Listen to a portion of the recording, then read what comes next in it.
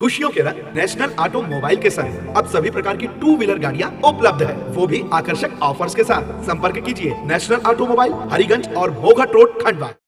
देखिए, वो जो समस्या का समाधान होना था, उस पिछले मंगलवार समस्या के लिए मैं आया था कलेक्टर साहब से मिलने के लिए, लेकिन मिले नहीं। अपर कलेक्टर साहब मिले थे, उन्होंने निर्देश भी दिए थे, लेकिन उसके पश्चात शेगांव मागन तहसीलदार द्वारा हमें बिना नोटिस के, बिना सूचना दिए हुए अचानक हमारा जो मार्ग पे काम चल रहा था उसको रुकवा दिया है। अब मामला ये है कि वो सिविल कोड भी अलग चल रहा है और तहसील कार्यालय अलग चल रहा है। और तहसील कार्यालय ने, तहसीलदार साहब ने जो हमें काम बंद कराने का आदेश दिया है, उसमें बात ये है कि मामला जब सिविल कोड चल गया है तो फिर तुम आदेश क्यों निकाल रहे हो, और आपको आदेश ही निकालना था तो पिछले 6 महीने से आपने इस काम को विलंब क्यों किया है।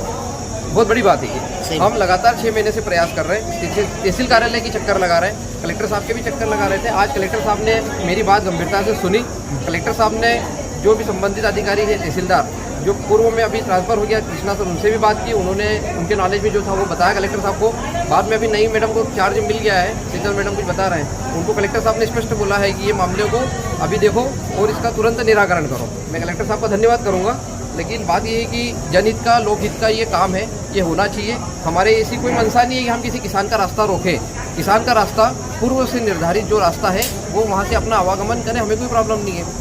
जो मुक्तिधाम का रास्ता है वो मुक्तिधाम का रास्ता, मुक्तिधाम की आरक्षित भूमि जो सदियों से चले आ रही है, वहाँ पे पुरानी उनकी मजारें भी बनी हैं कुछ गायकवाड़ समाज के लोगों की, और वो बड़ा भव्य बन रहा है। वहाँ पे कुछ एक किसान ऐसे भी हैं जिन्होंने ज़मीन दान दी है, गांव के क्षेत्र के समाज के लोगों ने अच्छा भरपूर दान दिया है, और वहाँ पे जनहित के काम बहुत शानदार हो रहे हैं। और मुक्तिधाम, मेरा ऐसा मानना है कि ज़िले में सबसे सुंदर मुक्तिधाम धनगांव का बनने जा रहा है। ये कुछ लोगों को ये हजम नहीं हो रहा है, और तहसीलदार कार्रवाई इसलिए नहीं कर रहा है कि हो सकता है कोई राजनीतिक दबाव है, और राजनीतिक दबाव के चलते चलते वो एक पवित्र जगह पे राजनीति चलना, ये एक बहुत गलत बात है। बाधा कौन डाल रहा है इसमें? बाधा डालने वाले वही है। हो सकता है तहसीलदार साहब राजनीतिक दबाव में काम कर रहे हैं, क्योंकि ये काम इतना शानदार हो रहा है कि इसको काम को डिले ही नहीं होना चाहिए। शासन ने तो सहयोग करना चाहिए और तुरंत इस कार्य को निपटाना चाहिए। गलत क्या है, सही क्या है, ये भी आप अपने संज्ञान में देख लो ना। तो रास्ता क्या किसी खेत में से जा रहा है, क्या है? खसरा नंबर 1129 जो है वो सिर्फ मार्ग मुक्तिधाम के रकबे तक जाने का मार्ग है। उसके बाद मुक्तिधाम का 1125 रकबा आ गया, वो आरक्षित भूमि है।